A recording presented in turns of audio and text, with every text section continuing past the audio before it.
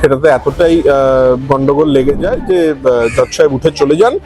Podium পর্যন্ত প্রায় পৌঁছতে পারছিলেন না। সাংসদ কল্যাণ বন্দ্যোপাধ্যায় বারবার রিকোয়েস্ট করেন জজ সাহেবের অনুমতি নিয়ে, আইনজীবীদেরকে বলেন যে যারা মামলায় নেই তারা যাতে এজলাস ছেড়ে বেরিয়ে যায়। ইডি একটি আবেদন করেছিলেন প্রধান বিচারপতির কাছে, ভারপ্রাপ্ত প্রধান বিচারপতির কাছে, এবং ভারপ্রাপ্ত প্রধান বিচারপতি বোধহয় তাতে কোনো কর্ণপাত করেননি।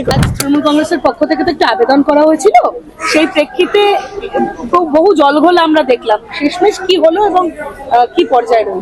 দেখুন, তৃণমূল কংগ্রেস যে আবেদনটি করেছিল সেই আবেদনের প্রেক্ষিতে আরেকটি আজকে কাউন্টার মামলার আবেদন করে ইডি সকালবেলা।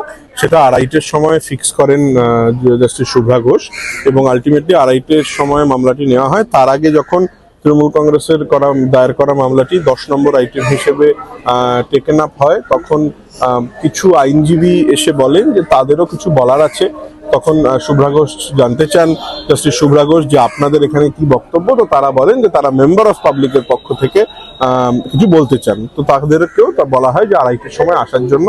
2:30-এর সময় এজলাসে প্রচন্ড ভিড় জমে যায়, এবং সেই ভিড় জমে যাওয়া কারণে যারা অ্যাকচুয়াল মামলার সাথে ইনভলভড আইনজীবী তারাই পোডিয়াম পর্যন্ত প্রায় পৌঁছতে পারছিলেন না। সাংসদ কল্যাণ বন্দ্যোপাধ্যায় বারবার রিকোয়েস্ট করেন জজ সাহেবের অনুমতি নিয়ে, আইনজীবীদেরকে বলেন যে যারা মামলায় নেই তারা যাতে এজলাস ছেড়ে বেরিয়ে যায়, কিন্তু আলটিমেটলি সেটাতে এতটাই গন্ডগোল লেগে যায় যে জজ সাহেব উঠে চলে যান, এবং আলটিমেটলি একটা অর্ডার পাস করেন যে 14 তারিখ মামলাটি নেওয়া হবে।